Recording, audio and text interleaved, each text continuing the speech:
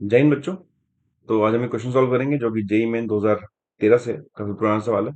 तो आप वीडियो को एंड तक देखें और आपको ये कंटेंट पसंद आता है तो वीडियो पे कमेंट जरूर करें। ठीक ना। Two blocks of mass m1 m2 are connected by a metal rod of mass 8 kg। तो एक रॉड से मास 8 kg है। System is pulled vertically up by applying a force 480 newton. तो ऊपर से फोर्स लगाई गई। तो टेंशन निकालना है, मिड पॉइंट में कितना होगा रॉड का, यहाँ पे टेंशन कितनी होगा। ठीक है।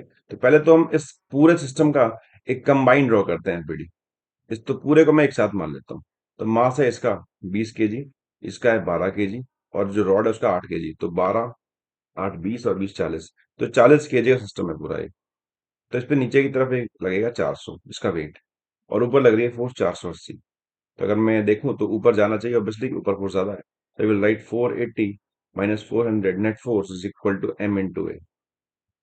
F is equal to M हमने अप्लाई किया।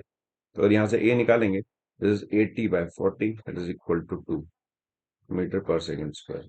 तो 2 मीटर पर सेकंड से सिस्टम जो पूरा है ऊपर की तरफ जा रहा होगा। लेकिन हमको एक्लेशन निकालना है, हमको टेंशन निकालनी है इस पॉइंट पे। ठीक है। तो अभी तो हमने पहले केस में एक्लेशन निकाल लिया bye drawing a combined FBD. But यहाँ पे कंबाइंड से कम होगा नहीं। तो हमको जहां भी टेंशन निकालनी होती है, या तो हम उसके नीचे का एफबीडी ड्रॉ करते हैं या उसके ऊपर का ड्रॉ करते हैं, दोनों में से कोई भी कर सकते हैं।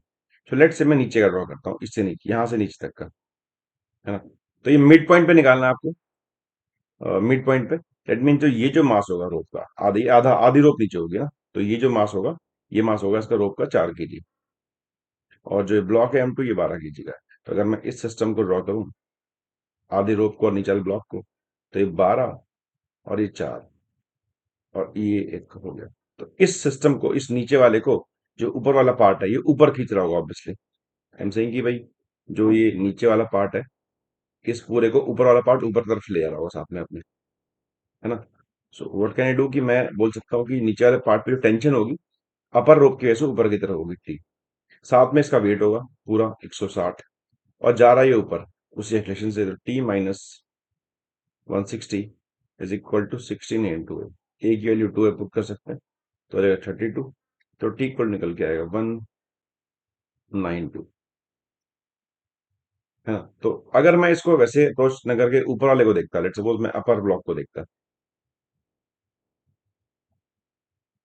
तो भी हो जाता। तो अपर का मास है M1 है 20, और ये आधे आधे का 4 है, और ऊपर एक फोर्स लग रही है इस पे एक्स्ट्रा 480, है ना। और इस अपर पार्ट को नीचे वाला पार्ट नीचे खींच रहा होगा। जैसे लोअर पार्ट को ऊपर खींचा तो ये नीचे खींचेगा by third law of motion कि एक्शन इक्वल टू रिएक्शन।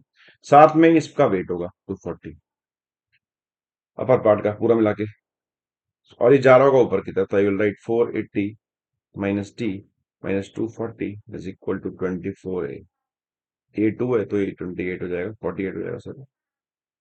तो टी इक्वल निकल के आएगा 240 minus 48 that is equal to 192 Newton.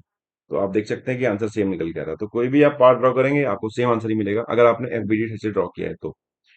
So I believe कि आपको क्वेश्चन क्लियर होगा। सो वीडियो पे कमेंट जरूर करें अगर आपको मेरा कंटेंट पसंद आया तो। Thanks for watching.